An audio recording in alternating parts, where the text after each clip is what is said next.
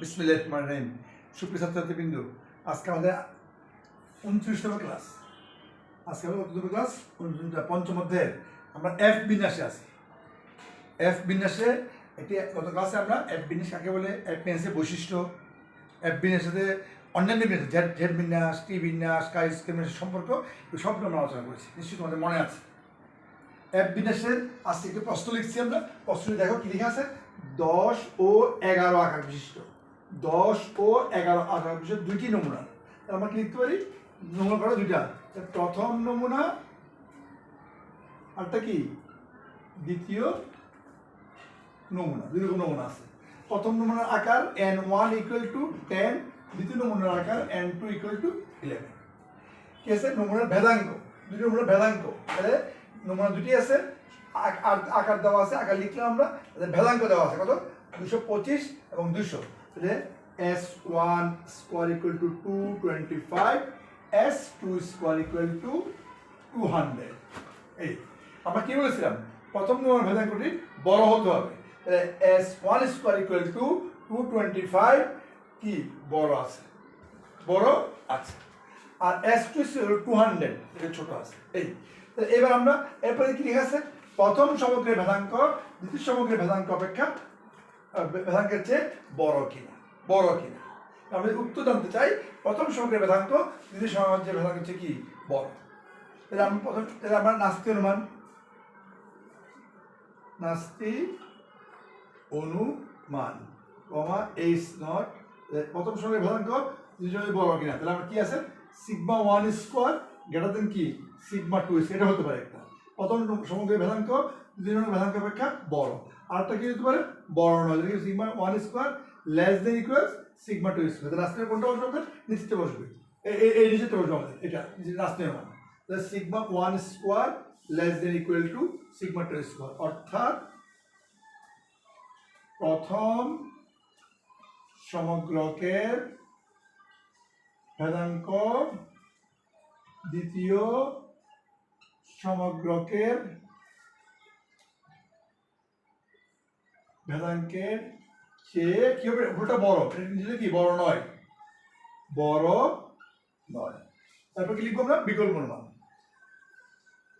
বিকল্প অনুমান কমা HA: σ1² কি σ2। অর্থাৎ সব কথা হবে সেটা কি হবে? আমি লিখে দিচ্ছি, তাও কি হবে? প্রথম সমগ্রকের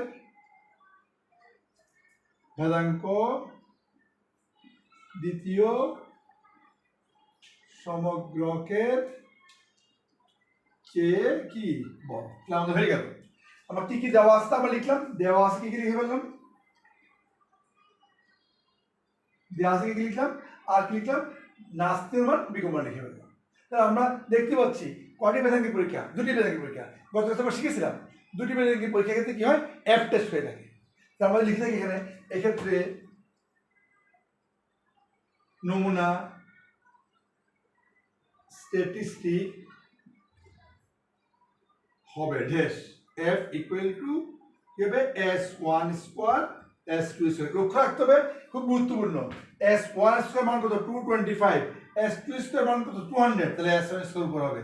এটা বড় হতো, s2² উপর হতো। এটা খুব খেয়াল করতে হবে আমাদের খেয়াল করতে হবে। আমরা কি করতে পারি? যেটা বড় হবে সেটা প্রথম নমুনায় নিয়ে আসবো, যে নমুনা ভেদাঙ্ক বড় হবে তাকে প্রথম নমুনা, এটা আমার সূত্রে সবসময় এটা থাকবে। আমরা কি করবো? যে 200 হতো, যে 300 হতো, আমরা s1 300 লিখতে হবে, এটাকে অভ্যাসে নিয়ে যেতাম। তাহলে খেয়াল থাকবে।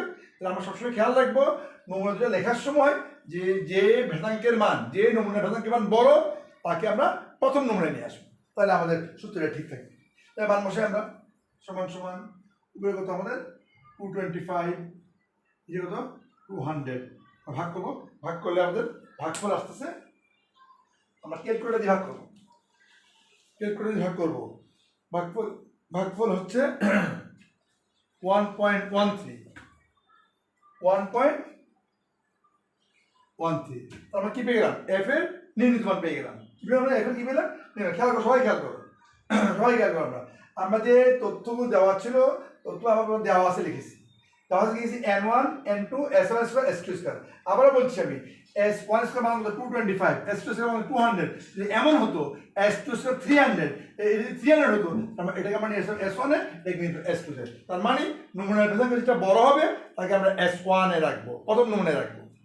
খেয়াল থাকবে যে নমুনার ভেদাঙ্কটি বড় হবে তাকে আমরা কোথায় রাখবো, আমরা প্রথম নমুনায় রাখবো। এখানে 225 বড়, এখানে s1 করে দিচ্ছি, এটা ভুল না, এটা বলে অঙ্ক পুরোটাই ভুলে যাবে।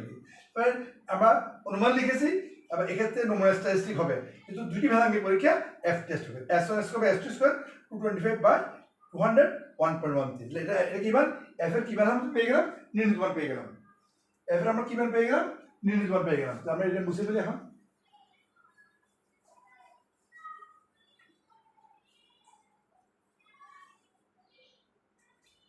সুতরাং এফ এর কি মান, নির্ণীত মান সমান সমান 1.13। এবার কি মান লাগবে আমাদের, ক্রিটিক্যাল মান লাগবে। ক্রিটিক্যাল মান আমরা কি জানি, এই দুটি n1 আছে, দুটি n দুটি নিউ আসবে, নিউ 1 এবং কি নিউ 2। তাহলে এখন এখানে নিউ 1 সমান n1 - 1 ইকুয়াল টু কত, 10 - 1 9। New 2 equal to n2 - 1 equal to 11 - 1 সমান সমান কত, 10। আর কি লিখবে, গুরুত্বস্তর কমা আলফা সমান।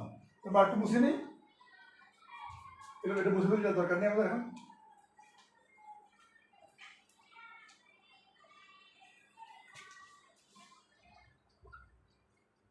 গুরুত্বের স্তর কমা আলফা ইকুয়াল টু 5%। 5% সমান সমান 0.05। এই হচ্ছে আমাদের গুরুত্ব দেওয়া আছে, 0.05। এবার আমরা কি করবো, ক্রিটিক্যাল বের করবো। ক্রিটিক্যাল মান আমরা কোথায় বের করবো, আমরা কি বললাম, নিউ 1 নিউ 2 পেয়েছি, গুরুত্ব আলফা সমান এত। আমাদের এবার কি দরকার, এফ এর ক্রিটিক্যাল মান দরকার। আমরা কি জানি, আমরা নির্ণীত মান ক্রিটিক্যাল মান তুলনা করে সিদ্ধান্তে বসবো আমরা। তাহলে এই যে দুটি আমাদের নিউ 1 এবং নিউ 2 আছে, আমরা যখন এফ টেবিল দেখবো, এই এফ টেবিল এরকম এই এফ টেবিল উপর অংশ একদিকে নিউ 1 আর একদিকে আমাদের নিউ 2, এই নিউ 1 নিউ 2 মান দেখবো আমরা। এই দুই মান দেখে আর কি গুরুত্ব দেওয়া, এফ টেবিল দুটো টেবিল আছে, একটা হচ্ছে alpha equal to 0.05, alpha equal to 0.01।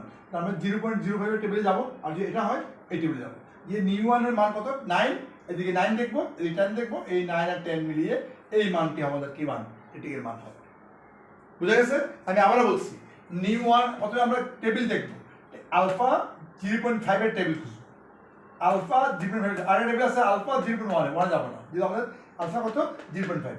এটা যাওয়ার পর এবার উপরে একদিকে নিউ 1 আর একদিকে কি নিউ 2, নিউ 1 এর মান 9, নিউ 2 এর মান 10, একদিকে 9 আর একদিকে 10, এইটা মিলিয়ে আমরা এফ এর খুব সহজ এফ এর বের করতে পারবো। তো লক্ষ্য রাখতে হবে যে ভুল না করি। আমরা প্রথমে দেখবো কি, আলফা 0.05 টেবিল দেখবো, যে ভুলে আমরা 0.1 টেবিলে চলে যাই সব ভুলে যাবে, সবাই লক্ষ্য রাখতে হবে এই বিষয়টি। তাহলে আমরা এই যে এফ টেবিল, আমরা এফ টেবিল থেকে মান দেখার কৌশল, আমরা এফ টেবিল থেকে মান দেখি, এই মানটি আমাদের ক্রিটিক্যাল মানটি আসবে, সেই মানটি আমি দেখে লিখে দিচ্ছি। সুতরাং এফ এর ক্রিটিক্যাল মান সমান সমান, তবে ক্রিটিক্যাল মান সমান আছে আমাদের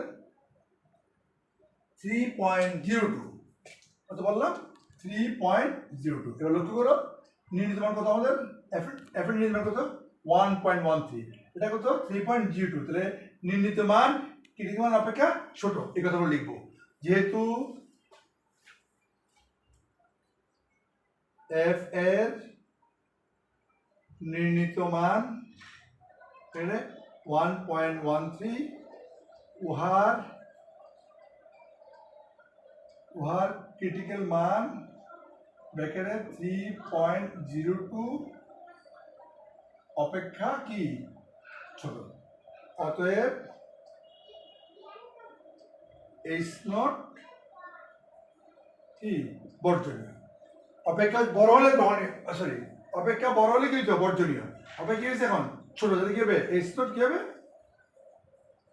গ্রহণীয়। সবসময় এটি আগে কি ছিল, অপেক্ষা বড় হয় তাহলে কি বর্জনীয়, অপেক্ষা কি হয়েছে আমাদের এখন ছোট হয়েছে, তাহলে কি হবে, এইচ নট কি হবে, গ্রহণীয় হবে। অর্থাৎ খেয়াল কর যে আমরা কি বলছি, কি ফর্মুলা আসছে, এইচ নট কি আসছে, গ্রহণীয়, এইচ নট এটাকে গ্রহণ করবো আর এটাকে বাতিল করবো, বিকল্প বাদ, বাংলা মুছতেছি বিকল্প মুছে ফেললাম। আমার নাস্তের গ্রহণীয়, এই এস্টন গ্রহণীয়। এগুলো অর্থাৎ কি, প্রথম সমগ্রের ভেদাঙ্ক দ্বিতীয় সমগ্রের ভেদাঙ্কের চেয়ে বড় নয়, আমরা লিখবো এগুলো। এই ফলাফল হয়ে গেল আমাদের। অর্থাৎ প্রথম সমগ্রকের ভেদাঙ্ক দ্বিতীয় সমগ্রকের ভেদাঙ্কে চেয়ে বড় নয়। এই হয়ে গেল আনসার। তাহলে আমরা যে কথাটি বললাম, আমরা আজকে এফ টেস্টের দুটি ভেদাঙ্কে পরীক্ষা করবো। আগামী ক্লাসে আমরা ভেদাঙ্কে পরীক্ষা করবো, সেইখানে আমাদের কি দেওয়া থাকবে, আমাদের S1² S2² মান দেওয়া থাকবে, আর অতিরিক্ত মানও দেওয়া থাকবে, একটু ভিন্ন থাকবে। সে অঙ্কটা আমরা আগামী ক্লাসে করবো। সবাই আমি বারবার তোমাদেরকে অনুরোধ করছি, ওদের যে দেশের যে পরিস্থিতি, করোনার যে পরিস্থিতি, পরীক্ষা কখনো আমরা জানি না, ক্লাস আদৌ আমরা কখনো তোমাদের রুমে কী করতে হবে আমরা বুঝতে পারছি না। তোমাদেরকে কিন্তু এই ক্লাসগুলো বারবার ফলো করে তোমাদের অনার্স থার্ড ইয়ারের জন্য আমরা আলাদা একটি গ্রুপ খুলেছি। ওই গ্রুপে সবগুলো ক্লাস আমাদের এখন আছে। দেখে দেখে তোমরা এই এই এই প্রিপারেশন নিতে পারো। বাসায় অঙ্কের প্রিপারেশন কিন্তু শুনলে হবে না, বাসায় অবশ্যই প্র্যাকটিস করতে হবে। এই একটি অঙ্ক শুনেছ, দেখেছো, আরও দুটি অঙ্ক করো এখান থেকে, এই নিয়মে। আগামী কাছে নিয়ম সেই প্রতিটা বিষয় অধ্যায়ে প্র্যাকটিস করো। আমার মনে হয় তোমরা মেচুর্ড মানুষ, তোমরা সফল হয়ে যাবে। ভালো করতে হবে, রেজাল্টটা ভালো হবে। ধন্যবাদ আমাদের সকলকে।